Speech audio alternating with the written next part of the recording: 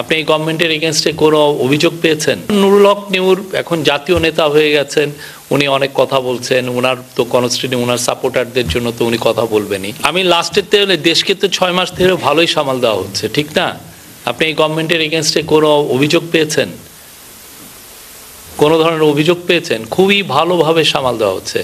এখন নুরুল হক নিউর এখন জাতীয় নেতা হয়ে গেছেন, উনি অনেক কথা বলছেন, ওনার তো কনস্টিটিউয়েন্ট ওনার সাপোর্টারদের জন্য তো উনি কথা বলবেনই, আমরা তার কথাকে সম্মান জানাই। কিন্তু আমরা গত 6 মাসে আপনি রিপোর্ট কার্ড দেখেন, আমি তো বলবো যে ব্রিলিয়ান্ট।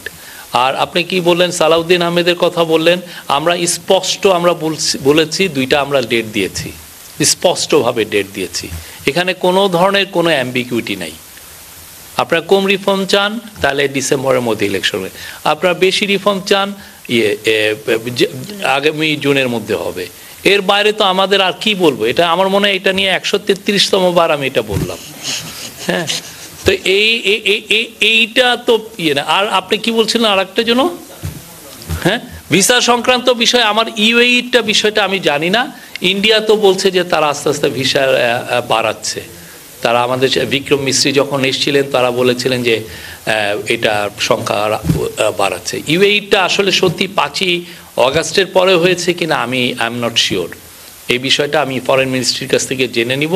বাট ইউএই থেকে আপনারা দেখেছেন তো, ইউএইতে যে মানে কিছু আমাদের ভাই বোনরা যারা প্রোটেস্ট করেছিলেন তাদেরকে জেল হয়েছিল, অনেকের যাবজ্জীবন হয়েছিল। প্রফেসর ইউনূসের অনুরোধে ওইখানের যে আমির মোহাম্মদ বিন জায়েদ, উনি কিন্তু সবাইকে মাফ করে দিয়েছেন, সবাই এখন বাংলাদেশে এসছে। এবং সামনে যে ওয়ার্ল্ড গভর্নমেন্ট সামিট একটা হওয়ার কথা এই ফেব্রুয়ারি মাসের প্রথমার্ধেই, এবং সেই সময় মাননীয় অ্যাডভাইজার যাচ্ছেন, আমরা আশা করছি উনি এখানে যাবেন। গেলে আপনি দেখবেন যে আরও তাদের সাথে আমাদের সম্পর্ক আরও ভালো হবে, উন্নততর হবে।